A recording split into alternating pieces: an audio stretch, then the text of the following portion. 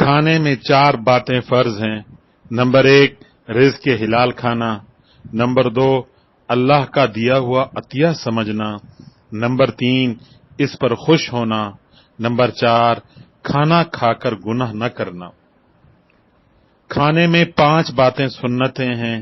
Number 1 بسم اللہ پڑھنا، number 2 ہاتھوں کا دھونا کھانے سے پہلے اور بعد میں، نمبر 3 کھانے کے بعد الحمدللہ کہنا، دعا پڑھنا، نمبر 4 دائیں ہاتھ سے کھانا، نمبر 5 اکڑواں بیٹھنا یا دائیں ران اٹھا کر بائیں ران پر بیٹھنا۔